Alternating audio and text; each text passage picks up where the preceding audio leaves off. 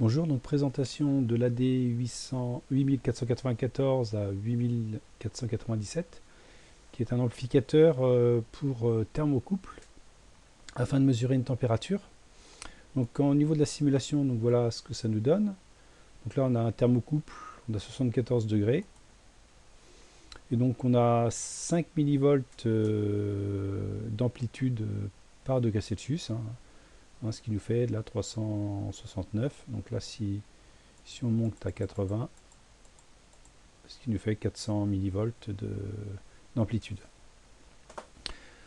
Donc l'AD, là c'est un AD 8497, donc spécialement conçu pour les thermocouples afin de mesurer des températures. Donc on a une caractéristique de transfert qui nous donne 5 millivolts en sortie par degré Celsius ou par degré Kelvin.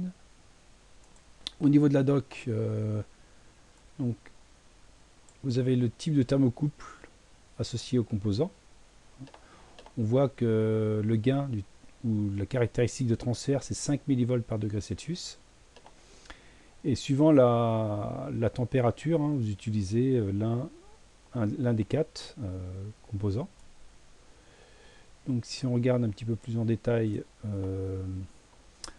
donc TA, c'est la température ambiante du circuit intégré. TR, c'est la température de référence de jonction du thermocouple. Et TM, c'est la température que mesure le thermocouple. Donc on voit que par exemple pour le 8490, 96 ou 97, on peut aller de moins 260 degrés Celsius à 1400 degrés Celsius. Pour la D94-95, moins 200 à 1200 degrés Celsius. Donc c'est sûr que si on a 5 millivolts, donc si on a 1000 degrés, ça fait 5 volts. Donc il faudra, par exemple ici, si on va jusqu'à 1400, 5 x 4, 20, ça faut aller jusqu'à 7 volts. Donc il faudra alimenter le thermocouple en conséquence. Donc là, il est alimenté en 12 volts. Donc là, il n'y a pas de problème. Pareil, si vous devez avoir une température négative, il faudra l'alimenter négativement. Autrement, vous n'aurez pas de température négative, c'est-à-dire au niveau de l'alimentation. Le VS-, il faudra qu'il soit négatif.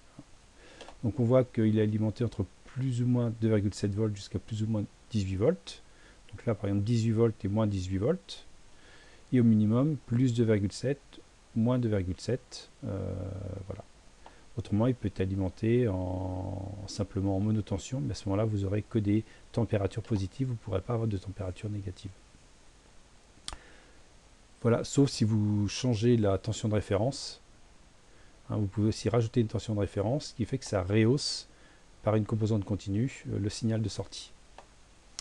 Voilà pour ce composant, donc en simulation, voilà comment il est câblé pour ce thermocouple là type K.